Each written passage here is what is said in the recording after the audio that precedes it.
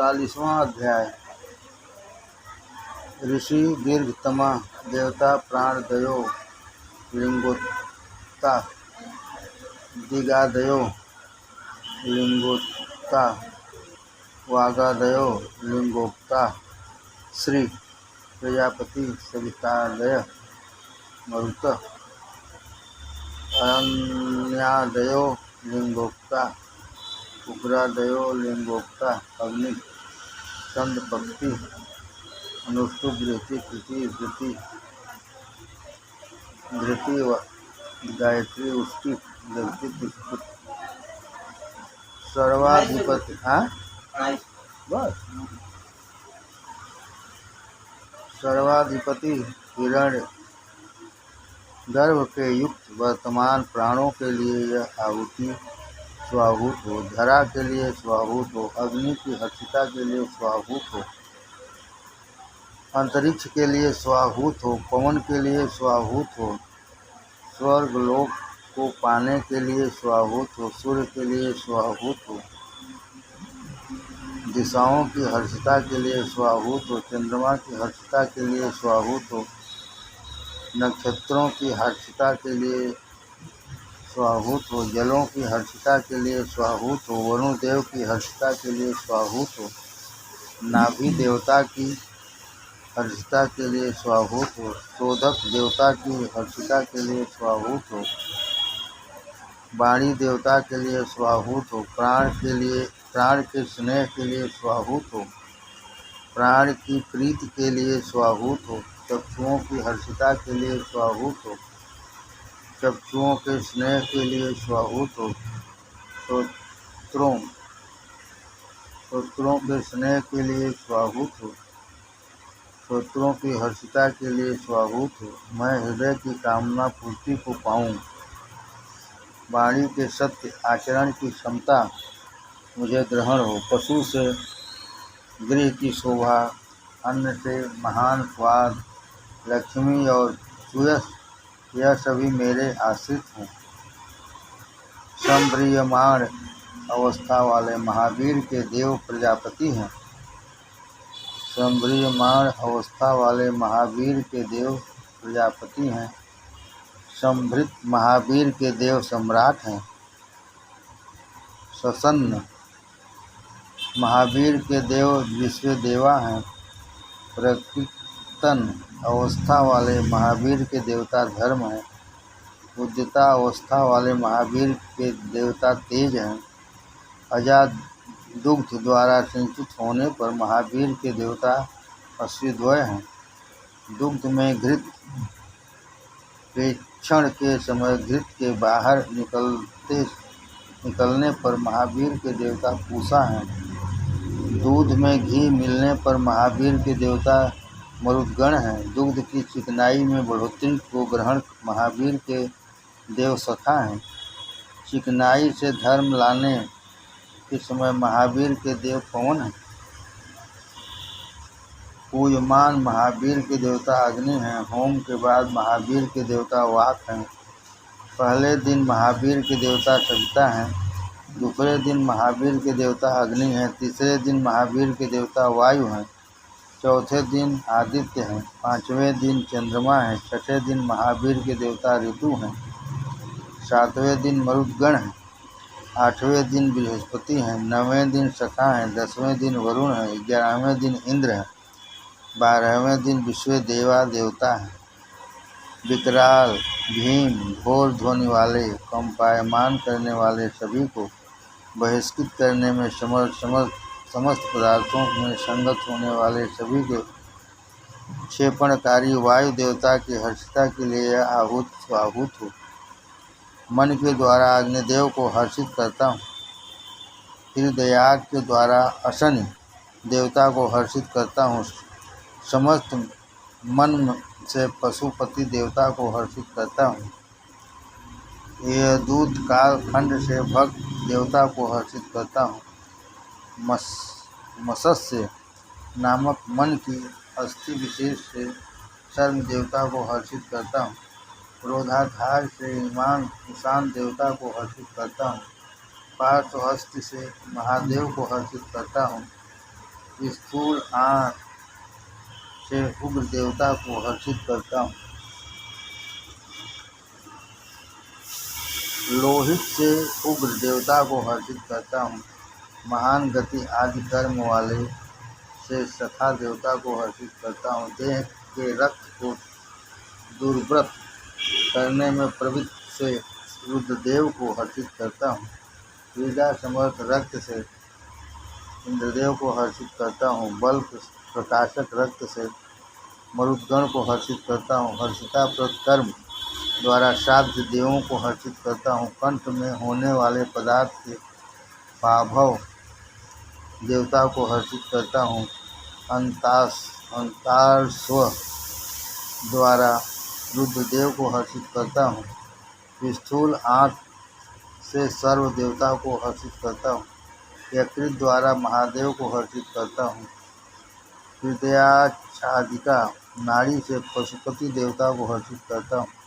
लोमों के लिए स्वाहूत हो, व्यष्टि लोकों के लिए स्वाहूत हो, त्वचा के लिए स्वाहूत हो, व्यष्टि त्वचा हेतु स्वाहूत हो, लोहित हेतु स्वाहूत हो, मेद हेतु स्वाहूत हो, मांस हेतु स्वाहूत हो, स्नायुओं हेतु स्वाहूत हो, अस्थियों हेतु स्वाहूत हो, मज्जा हेतु स्वाहूत हो, वीर्य हेतु स्वाहूत हो, गुदा हेतु स्वाहूत हो, आयास देवता हेतु स्वाहूत हो, प्रयास देवता हेतु स्वाहूत हो, संवास हेतु स्वाहूत हो, नियास हेतु स्वाहूत हो, उधान हेतु स्वाहूत हो, शुचि हेतु स्वाहूत हो, शोचत हेतु स्वाहूत हो, शोचमान हेतु स्वाहूत हो, शोक हेतु स्वाहूत हो, तय हेतु स्वाहूत हो, तप्यत हेतु स्वाहूत हो, तप्यमान हेतु स्वाहूत हो, तप्त हेतु स्वाहूत हो, धर्म हेतु स्वाहूत हो, निष्कृत हेतु स्वाहूत हो, प्रायश्चित हेतु स्वाहूत हो, भेषज हेतु स्वाहूत हो, यम हेतु स्वाहूत हो, अंतक हेतु स्वाहूत हो, मृत्यु हेतु स्वाहूत हो, ब्रह्म हेतु स्वाहूत हो, ब्रह्म हत्या हेतु स्वाहूत हो, विश्वदेवों हेतु स्वाहूत हो, धावा पृथ्वी के सभी देवों हेतु स्वाहूत हो, स्वाहूत हो, स्वाहूत हो, स्वाहूत हो। 40वां अध्याय।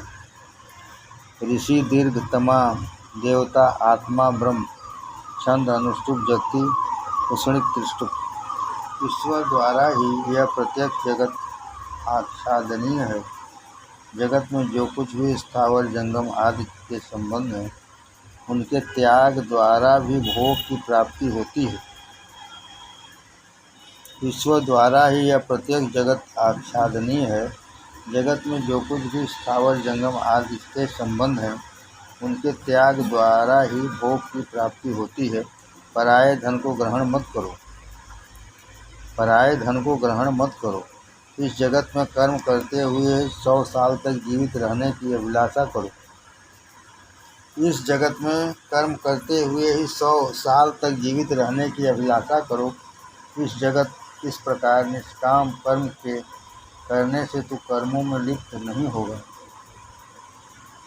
मुक्ति हेतु इससे बढ़कर अन्य कोई भी मार्ग नहीं। इस जगत में कर्म करते हुए ही 100 साल तक जीवित रहने की अभिलाषा करो।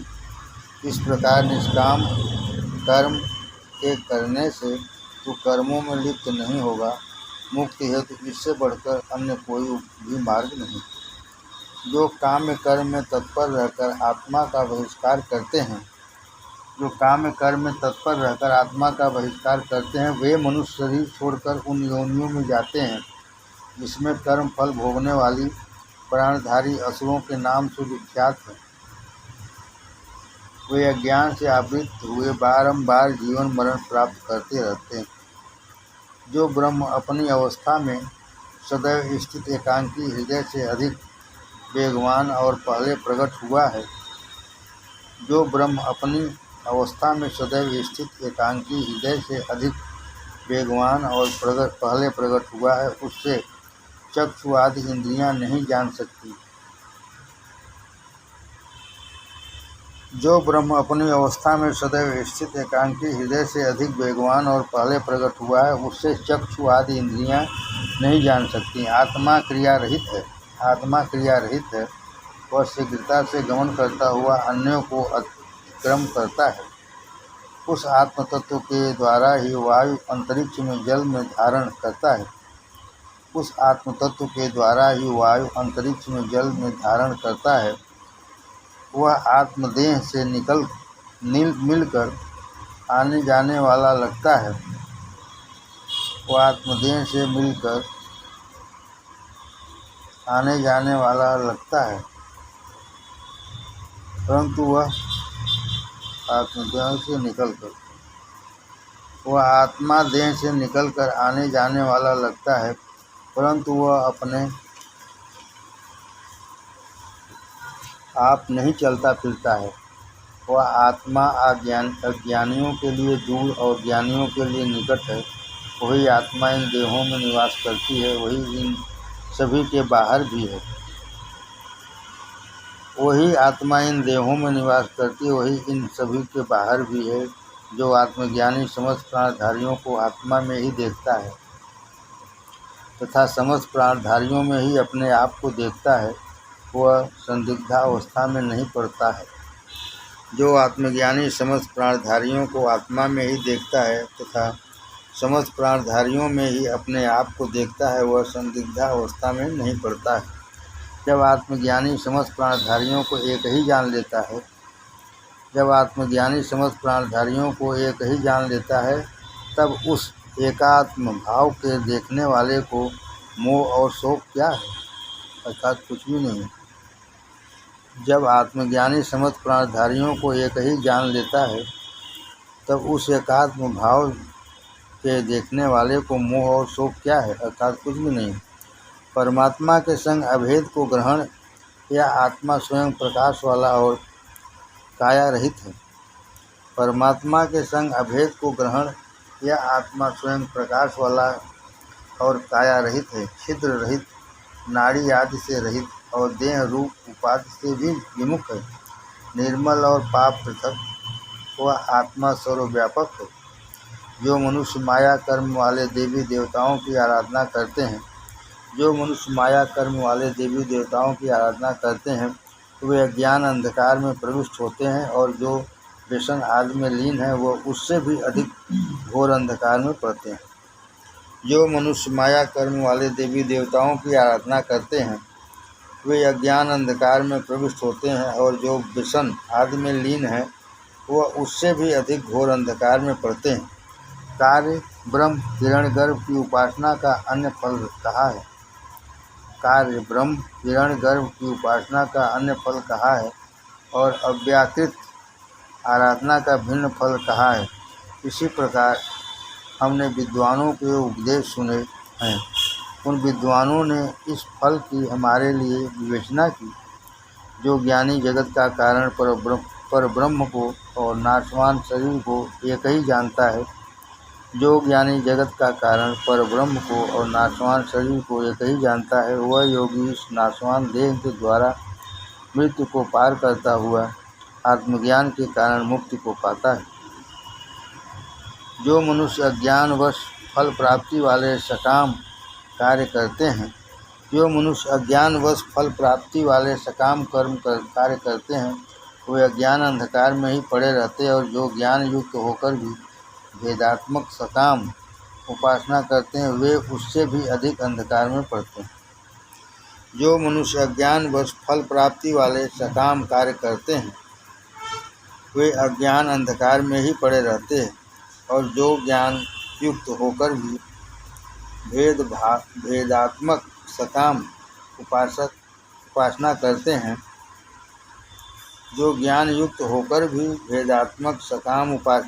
हैं वे उससे भी अधिक अंधकार में पड़ते हैं। विद्या रूप आत्मज्ञान का अमृत रूप और अविद्या रूप कर्म का फल पितरलोक रूप कहा गया है। इसी प्रकार का उपदेश उन विद्वानों का हमने सुना है जिन्होंने हमारे लिए ज्ञान रूप कर्म की चर्चा की है। विद्या रूप ज्ञान और अविद्या रूप कर्म की जो ज्ञानी एक संग जानता है, अविद्या आदि कर्मों से मृत्यु द्वारा ज्ञान युक्त अमृत तत्व को प्राप्त होता है। विद्या रूप ज्ञान और अविद्या रूप कर्म कि जो ज्ञानी एक संग जानता है, अविद्या आदि कर्मों से मृत्यु द्वारा ज्ञान युक्त अमृत तत्व को प्राप्त होता है। इस समय गमन करता हुआ प्राण वायु अमृत रूप वायु को ग्रहण हो, यह शरीर अग्नि के हूत होकर भस्म रूप हो। हे प्रणव रूप ब्रह्म, बाल्यावस्था आदि में किए कर्मों के स्मरण पूर्वक मैं लोक आदि की इच्छा करता हूँ। हे प्रणव रूप ब्रह्म, बाल्यावस्था आदि में किए कर्मों के स्मरण पूर्वक मैं लोक आदि की इच्छा करता हूँ। हे अग्निदेव, तुम हमारे समस्त कर्मों के ज्ञाता हो, अतः हम निष्काम कर्म करने वाले को मुक्ति रूप धन के लिए उत्तम मार्ग प्राप्त करो। हे अग्निदेव, तुम हमारे समस्त कर्मों के ज्ञाता हो, अतः हम निष्काम कर्म करने वाले को मुक्ति रूप धन के लिए उत्तम मार्ग प्राप्त करो और विभिन्न पापों को हमसे दूर करो। देह उपरांत के कारण हवन आदि कर्म में असमर्थ हम तुम्हारे लिए अनंत नमस्कार करते हैं। देह उपरांत के कारण हवन आदि कर्म में असमर्थ हम तुम्हारे लिए अनंत नमस्कार करते हैं। तेजोमय आवरण से सत्य रूप ब्रह्म का मुख आच्छादित है। आदित्य रूप में जो यह प्रत्यक्ष पुरुष वर्तमान है, वह मैं ही हूँ। यह प्रणव क्षितिज के समान व्यापक एवं ब्रह्म है। तेजोमय आवरण से सत्य रूप ब्रह्म का मुख आच्छादित है। आदित्य रूप में जो यह प्रत्यक्ष पुरुष वर्तमान है, वह मैं ही हूँ। यह प्रणव क्षितिज के समान व्यापक एवं ब्रह्म है। 41वां अध्याय। ऋषि हिरण्यस्तुप हरिमंतः पवित्र कवि कक्षिवान पवित्र कुशक्त देवता सोम यजमान इंद्र अग्नि वरुण सूर्य चंद्र ज्योति गायत्री पक्षी पिष्टुप अनुष्टुप।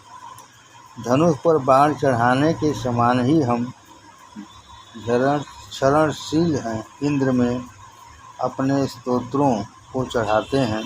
दुग्ध से पूर्ण स्तनों के साथ बछड़ा जन्म लेता है। दुग्ध से पूर्ण स्तनों के साथ बछड़ा जन्म लेता है। उसी प्रकार इंद्र के प्राकट्य के संग ही हम सोम की सृष्टि करते हैं। गौ के बछड़े के सम्मुख जाने के समान इंद्रदेव स्तोताओं के द्वारा दिए जाने वाले सोम के लिए आगमन करते हैं। इंद्रदेव के लिए ही सोम को सींचते हैं। इंद्रदेव के लिए वंदनाएं की जाती है और खुशी वाली रसधाराएं इंद्रदेव के मुख में सींची जाती हैं। जैसे रणकुशल वीर योद्धा प्रेषित बाण शीघ्र ही लक्ष्य को ग्रहण होता है, वैसे ही गृहों में रखे हुए क्षरणशील मधुर प्रदायक और प्रविद्ध सोम गति करते हुए मेष लोक के छन्ने पर पहुँचते हैं। जिस वस्तीवरी जल में सोम का शोधन किया जाता है और फिर उन्हें मिलाया जाता है, वह जल उन सोम की नारी के रूप समान है, जिससे मिलने के लिए यह मेष सोम पर गिरते हैं। यह सोम धरा पर उत्पन्न होने वाली औषधियों द्वारा सत्य कर्म रूप यज्ञ में जाकर यजमान को फल से संपन्न करते हैं। यह सोम बैरी की शक्ति को अपनी तेज से घटाते और पशुओं का उल्लंघन करते हैं। सभी के जो यज्ञ योग्य वह हरे रंग के सोम गृहों में संगठित होते हैं। देवता के लिए शुद्ध किए गए जगह पर जैसे देवता विचरण करते हैं, वैसे ही गौएं सोम की जगह पर विचरण करती हैं। यह क्षरणशील सोम ध्वनि करती हुई मेष सोम वाले उज्ज्वल छंद को लांघते हैं। यह शुभ कवच के समान गयवादि से अपने शरीर को आच्छादित करते हैं।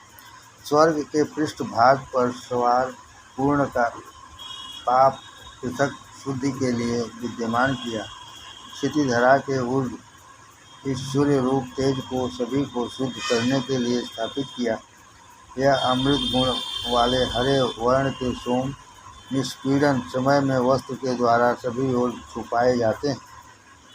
यह सोम बैरियों के मर्दन करने वाले चमसों से में दृढ़ सूर्य की रश्मियों के समान सभी ओर प्रवाहवान होते हैं। यह सूत के बने वस्त्रों के द्वारा सभी ओर जाते हैं और इंद्रदेव के अतिरिक्त अन्य किसी देवता के लिए नहीं गिरते। नदियाँ जैसे समुद्र में गिरती हैं, वैसे ही यह सोम ऋतुजों के द्वारा निष्पीड़ित होकर इंद्रदेव के सम्मुख जाते हैं। वे हे सोम, हमको अन्न पुत्र आदि धन प्रदान करो, हमारे गृह में संतान और शिशुओं को सुख दो। हे सोम, तुम मेरे पितरों के भी चित्त करने वाले हो, अतः मेरे स्वर्ग आदि लोकों पर स्थित हवि अन्न के करने वाले एवं पितर ही हो। हे सोम, तुम हमको गौ घोड़े अन्नधरा और स्वर्ण आदि से संपन्न धन प्रदान करो। पाषाणों द्वारा निष्पीड़ित सोम में सोम के छन्ने को लाते हैं। हरे वर्ण के सोम वृद्धावस्था को हटाकर बढ़ोतरी मार्ग दर्शन के लिए भ्रमण करते हैं। इंद्रदेव के रथ से रणक्षेत्र में विचरण योग्य ही निष्पन्न सोम इंद्रदेव के शाखा में जाते हैं।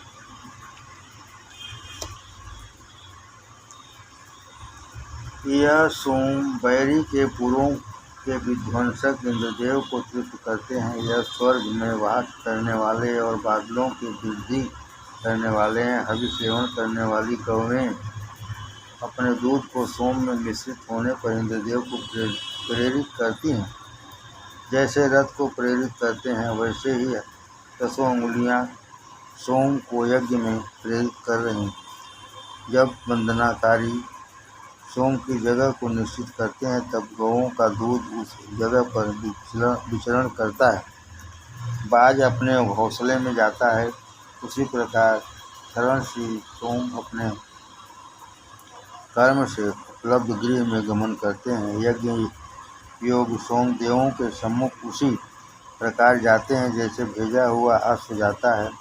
यज्ञ में वंदनाकारी इस सोम की विनती करते हैं। यह अभिष्टपूरक त्रिपृष्ठ सुंदर जल से सिक्त सोम पवित्र होकर कलश में गमन करते हैं।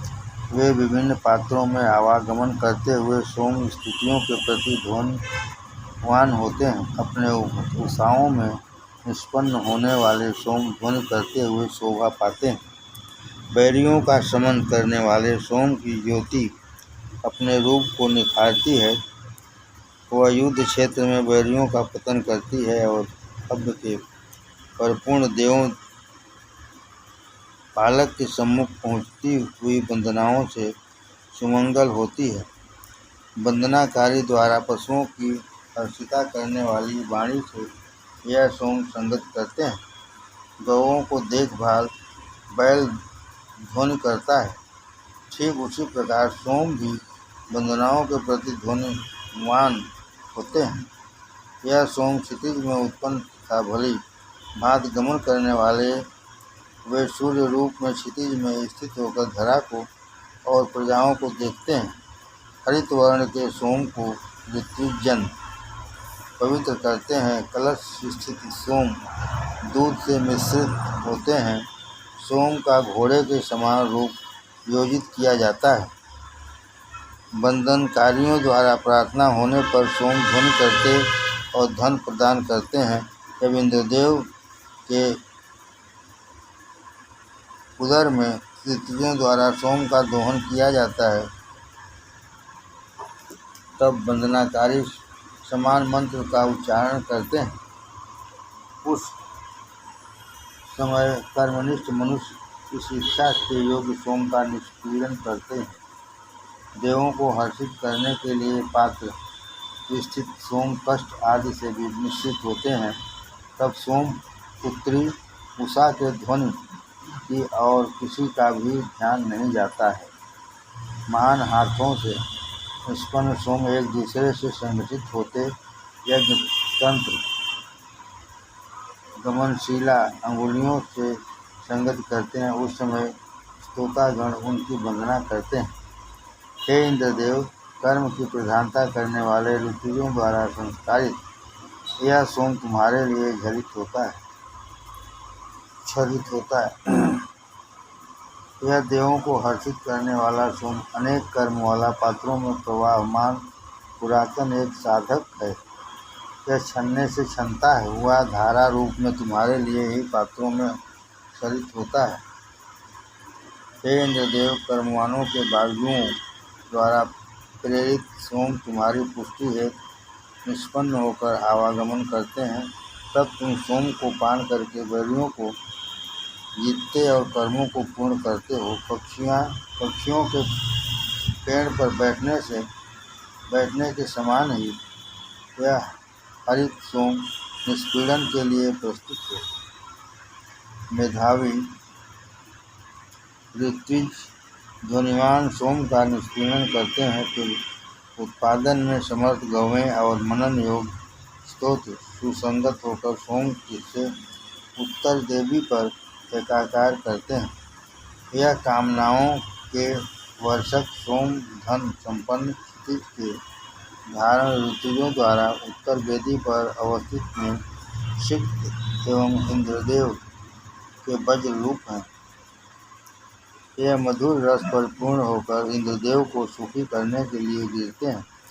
हे सोम, तुम धरा पर मनुष्यों के लिए क्षरित हो। हे महान कर्म वाले, तीनों सवनों में तुम्हारा अभिषेक करता तुमसे धन संग्रहण करें। हे सोम, हम विविध स्वर्ण आदि धन को प्राप्त करें। हमारे पुत्र आदि और धन को हमसे अलग मत करना। हे सोम, हमको अश्वों से परिपूर्ण हजारों संख्यक धन प्रदान करो। तुम हमको अपरिमित दुग्ध देने वाली गौओं से युक्त तथा अन्य पशुओं से युक्त धन दो। कितना होगा? हे पवनमान सोम, हमारी वंदनाओं के प्रति आगमन करो। यज्ञ जगह में सोम की तरंगें उदित होती हैं, सोम रस ऊपर उठते हैं। यह सोम मनुष्य के भोग के लिए तीनों लोकों को उपयुक्त करते हैं। नौका के समान इस सोम की 4 वंदनाएं यजमान को इच्छित फल देने वाली होती हुई पूजती हैं। स्वर्ग आदि की इच्छा करने वाले प्रमुख ऋतु प्रवाहमान जलों में सोम को प्रेरित करते हैं। इस सोम को सभी मिलकर निष्पन्न करते हैं। महान वंदना करने वाले वंदनाकारियों द्वारा हर्षदायक सोम की धाराएं प्रवृद्ध होती हैं। सोम की किरणें अंतरिक्ष में वास करती हैं। रश्मियों के पिता सोम किरणों के तेज की सुरक्षा करते हैं। अपने तेज से जगत को ढक लेने वाले सोम किरणों द्वारा अंतरिक्ष को विद्यमान करते हैं। सभी के धारण करने वाले जल में ऋतुजगण सोम को मिश्रित करते हैं। अंतरिक्ष में हजारों धारों में निवास करने वाले सोम की धाराएं धरा पर बरसती क्षितिज के ऊपर अव्यवस्थित कल्याणकारिणी किरणें मधुर जीव वाली और शीघ्रगामिनी होती हैं। सोम की रश्मियाँ पापियों के लिए बाधा रूप होती हैं। क्षितिज धरा में अधिक रचित होने वाली सोम की किरणें ऋतुजों के स्तोत्रों से प्रज्वलित होती हैं। वे कर्मणियों का पतन करती हुई असुरों को भू और क्षितिज से भी इंद्रदेव के लिए दूर भागती हैं। यह शीघ्रगामिनी सोम की किरणें अंतरिक्ष से एक साथ उत्पन्न हुई। उन किरणों को देवों की वंदना के विरोधी दुष्टों के साथी चक्षुहीन पापी मनुष्य नहीं पा सकते। सुंदर कर्म वाले ऋतुज अनेक किरणों वाले बिछे हुए छन्ने में अव्यवस्थित सोम की वंदना करते हैं। जो मरुदगण की माता वाणी का स्तवन करते हैं, उनकी बात को मरुदगण टालते नहीं। वे मरुदगण दोष रहित अहिंसनीय, सुंदर गति वाले और टालते नहीं।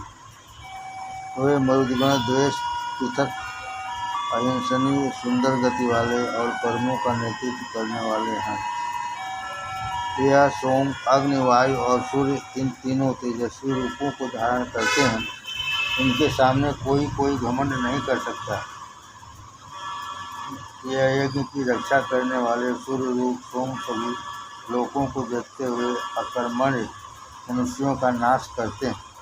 यज्ञ की वृद्धि करने वाले यह सत्य रूप मेष सोम वाले छन्ने से बस्तीवरी में वास करते हैं। उन सोम को कर्म करने वाले ही पाते हैं। कर्म से विमुख मनुष्य सोम को ग्रहण नहीं कर सकता, वह नरक को प्राप्त होता है। कर्म से विमुख मनुष्य सोम को ग्रहण नहीं कर सकता, वह नरक को प्राप्त होता है। यह शक्तिशाली अश्व के रूप समान वेगवान सोम स्वर्ग के शरणागत होने की इच्छा करते हैं।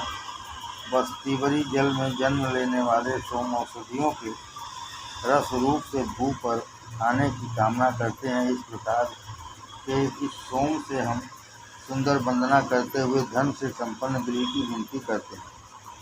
यह सोम सभी ओर वृद्धि करने वाले, सभी के धारण करने वाले, क्षितिज को टिकाने वाले हैं। इस पात्र दृढ़ सोम की धारा से सभी ओर जाने वाली हैं। यह सोम महिमा पर क्षितिज धरा को अपने सामर्थ्य से पूर्ण करें और वंदनाकारियों को अन्न प्रदान करें। इन सोम ने ही सुसंगत हुई क्षितिज धरा को धारण किया है। संस्कारित सोम अत्यंत मृदु और सुस्वादु होता है। यह इंद्रदेव के लिए अत्यंत प्रिय है। इंद्र का धरा पर आने वाले मार्ग चौड़ा है। इंद्र का धरा पर आने वाला मार्ग चौड़ा है। वे इंद्रदेव जल की वृष्टि करने वाले, यज्ञ के मुख्य और गौओं के हितकारक हैं। सूर्यमंडल से वह सोम, घृत और दूध का दोहन करते हैं। सूर्यमंडल से वह सोम, घृत और दूध का दोहन करते हैं। इससे जल रूप अमृत प्रचित होता है, क्योंकि यह यज्ञ की नाभि के समान है। दाता सोम इन सोम से मिलकर हर्षिता होते हैं, उनकी रश्मियाँ वर्षा करती